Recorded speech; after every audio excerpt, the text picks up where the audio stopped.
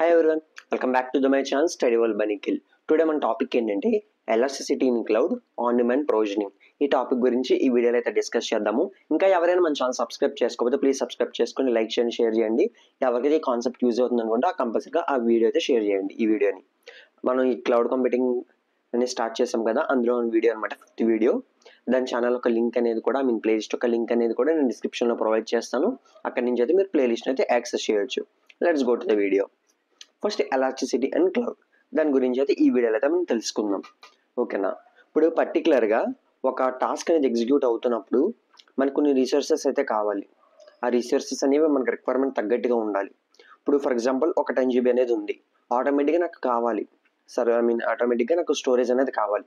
ఆటోమేటిక్గా ఆ స్టోరేజ్ అనేది ఇంక్రీజ్ అవుతుంది. దాన్ని మనం ఏమంటామంటే స్కేలింగ్ అప్ అంటాం. ఇప్పుడు మనకి అంత అవసరం లేదు, మనకు కొంచెం స్టోరేజ్ సరిపోతుంది. అప్పుడు ఏం జరగాలి? Scaling down. ఈ 2 ఫ్యూచర్స్ అనేవి ఈ కాన్సెప్ట్ అయితే జరుగుతాయి అనమాట. దాన్ని మనం ఎలాస్టిసిటీ ఇన్ క్లౌడ్ అనేది అంటాం. ఇక్కడ చూడండి, అలాంటివి ఏమేమి జరుగుతాయి? సచ్ యాజ్, ఇక్కడ చూడండి, సచ్ యాజ్ కంప్యూటింగ్ పవర్, నా కర్సన్ చూడండి, స్టోరేజ్, నెట్వర్కింగ్ బ్యాండ్విడ్త్, ఇంకా చాలానే ఉంటాయి. అది మనకు కరెంట్ డిమాండ్ బట్టి ఈ scaling up and scaling down అనేది జరుగుతుంది అనమాట. దీనివల్ల ఏమవుతుందంటే మనకి ఏదైతే వర్క్ లోడ్ ఉంటుందో ఆటోమేటిక్గా రిజిస్ట్ అవుతుంది ఆ లోడింగ్ అనేది.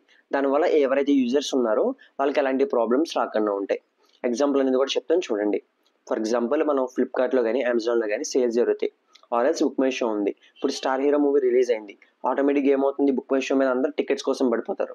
అప్పుడు ఏమవుతుంది, ఒక్కొక్కసారి చూసుకుంటే సర్వర్ క్రాష్ అనేది నోటిఫికేషన్ కూడా వస్తుంది మనకి, మనం బుక్ మై షో అలాంటివి యూజ్ చేసేటప్పుడు.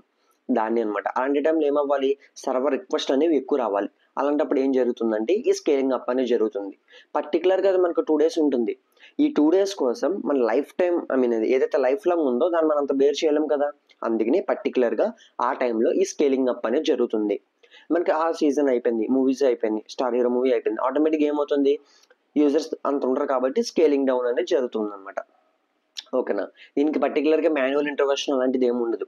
ఓకేనా, ఆటోమేటిక్గా ఒక పార్ట్ ద్వారా జరుగుతుంది. ఆ పార్ట్ అనేది నెక్స్ట్ దాంట్లో తెలుస్తుంది మనకి. ఓకేనా, ఇది ఎలాస్టిసిటీ అండ్ క్లౌడ్ అంటే. ఓకేనా, ఇప్పుడు ఆన్ డిమాండ్ ప్రొవిజనింగ్, ఏదైతే మనకి ఎలాస్టిసిటీ అండ్ క్లౌడ్ ఉందో ఆ ఫ్యూచర్ని ఇక్కడ తీసుకుంటున్నారనమాట. ఇప్పుడు మీకు అర్థమైంది కదా నార్మల్గా ఎలాస్టిసిటీ అండ్ క్లౌడ్ అంటే ఏంటో. ఆ ఎలాస్టిసిటీ అండ్ క్లౌడ్ని ఈ ఆన్ డిమాండ్ ప్రొవిజనింగ్లోకి ఇన్హెరిట్ చేస్తున్నారనమాట. ఇక్కడ అదే ఉంటుంది చూడండి. First point, on demand provisioning is a core future of cloud elasticity. ఈ క్లౌడ్ ఎలాస్టిసిటీ అనేది కోర్ ఫ్యూచర్ అనమాట ఆన్ డిమాండ్ ప్రొవిజనింగ్లో.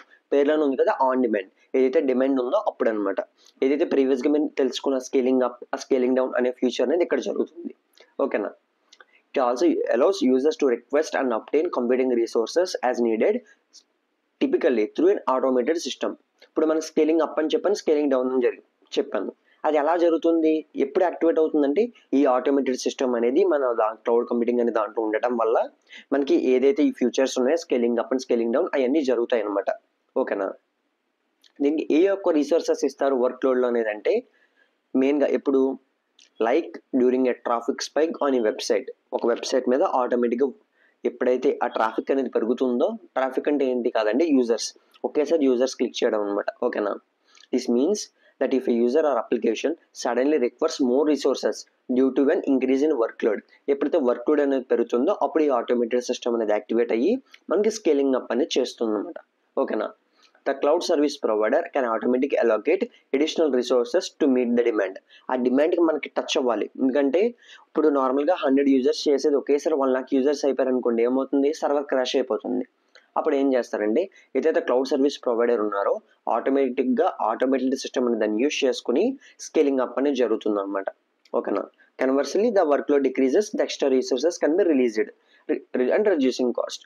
ఎప్పుడైతే మనకు ఆ మూవీ రిలీజ్ టైం అయిపోయిందో నెక్స్ట్ నార్మల్ యూజర్స్ తక్కువ మంది వాడతారు కాబట్టి అప్పుడు ఏమవుతుంది, ఆ ఆటోమేటెడ్ సిస్టమ్ని యూజ్ చేసుకుని ఈ స్కేలింగ్ అనేది డౌన్ అవుతుంది.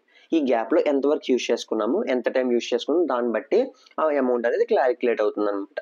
అది on demand provisioning and elasticity cloud అంటే. చాలామందికి ఏంటంటే కన్ఫ్యూజన్ ఉంటుంది, స్కేలబిలిటీ అంటే ఏంటి, ఫ్లెక్సిబిలిటీ అంటే ఏంటి. దానికోసం ఒక చిన్న ఎగ్జాంపుల్ అయితే తీసుకున్నాను. ఇప్పుడు పర్టికులర్గా ఒక వెబ్సైట్ ఉంది, ఆ వెబ్సైట్లో సర్వర్ యూజ్ చేస్తున్నాము.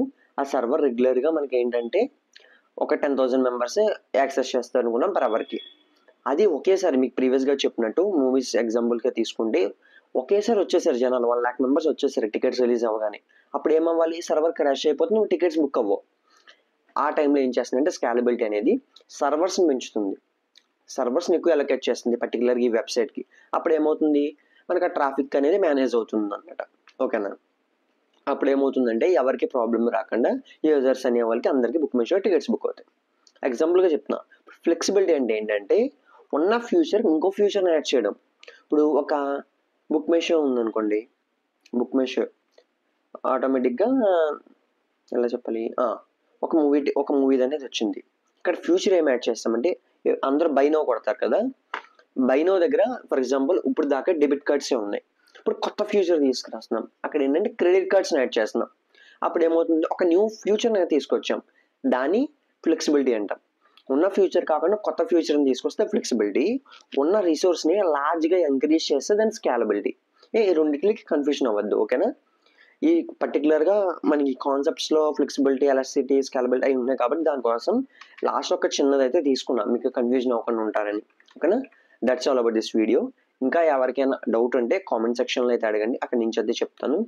ఏదైతే ఇక్కడ ఈ పీపీటీ అయితే నేను ఎక్స్ప్లెయిన్ చేస్తున్నానో ఆ పీపీటీ అనేది మన టెలిగ్రామ్ ఛానల్లో ఉంటుంది. ఆ టెలిగ్రామ్ ఛానల్ లింక్ అనేది డిస్క్రిప్షన్లో ఉంటుంది. అక్కడి నుంచి అయితే మన టెలిగ్రామ్ ఛానల్లో జాయిన్ అయ్యి ఈ పీపీటీని అయితే మీరు యాక్సెస్ చేయొచ్చు. ఓకేనా, that's all about this video. Bye friends.